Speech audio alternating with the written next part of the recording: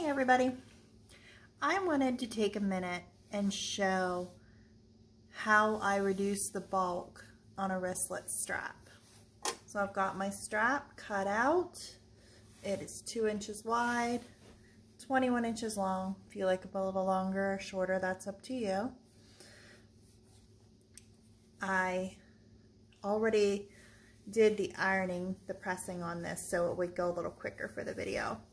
But I pressed it to the center and then each edge to the center again so that all the raw edges are inside. Now I'm going to fold that in like that and hold it there and slide my swivel hook onto it. Slide it about out to the middle. And then I'm going to kind of open it back up and sew it like we would a bias strip for a quilt binding. Make sure you don't get this twisted. So you got right sides together, left hand, and then your right hand is going to go on top, and it's forming an upside down L. And this might be backwards to you because of the camera, I'm not sure. The right side from your right hand is on the top, going up and down. Your left hand is on the bottom, going across. And they're right sides together.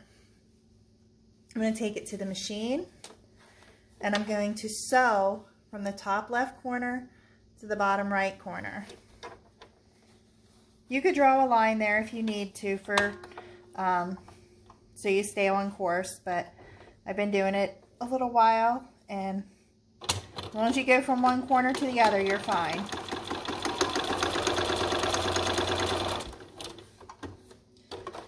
Okay, trim those threads. And now, just do a quick double check to make sure you got your patterns going the right way. Your skulls should all be facing up, and this is your join right here.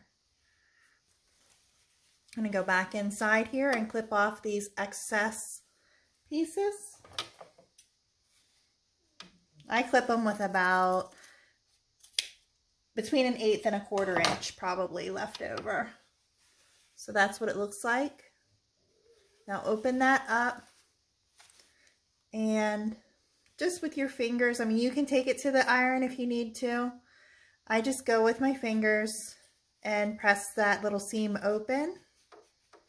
I'll show you in 1 second. Just press it open so it lays flat, like that. And then fold your fold lines that you had already done back in. And if you need to, around this seam, you could add a clip to keep it in place or something. Just work with it and keep that seam open so it lays nice and flat, not bulky once you get it folded shut. I'll put a clip here, and then I usually just like to clip it a few times around here. But as you can see, we have one continuous circle now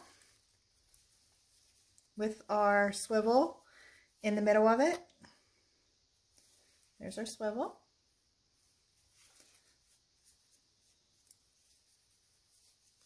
And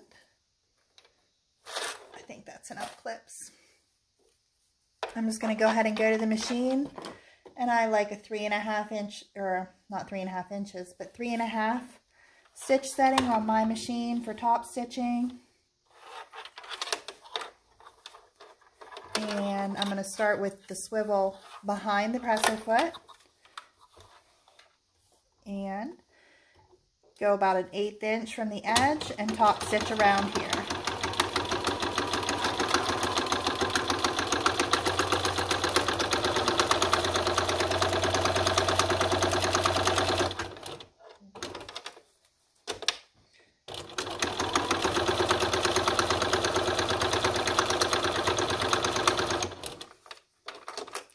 As you get back to where you started, take your swivel and slide it past so that you can continue your stitching over your beginning spot.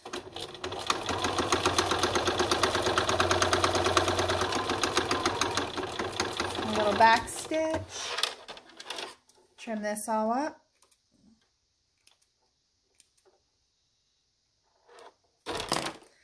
And then I always like to top stitch the other edge as well.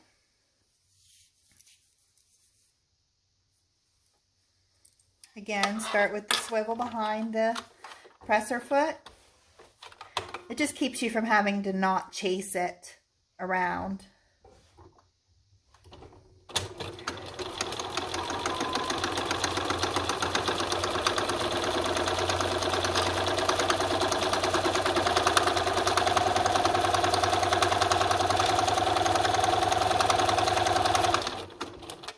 Slide that past where you began. Get your threads.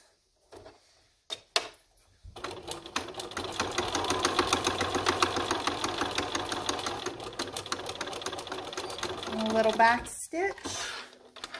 And we'll trim this up.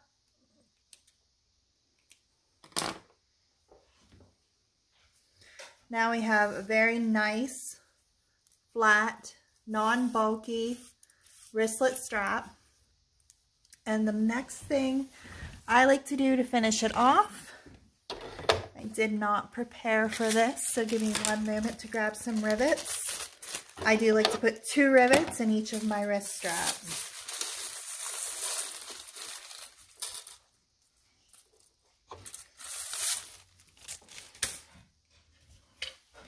I use a press from Gold Star Tool, the pink one, and I do use just a variable size punch to punch those holes. I like to find my seam line, which is right here, and stick it next to the swivel, just so you don't have any lump out here where your wrist is carrying. And punch 2 holes wherever you like them. I'm going to punch the whole way through. And punch again, the whole way through. And put these 2 rivets. My dog's coming in. Oop, that one didn't punch through. Let me punch this one more time.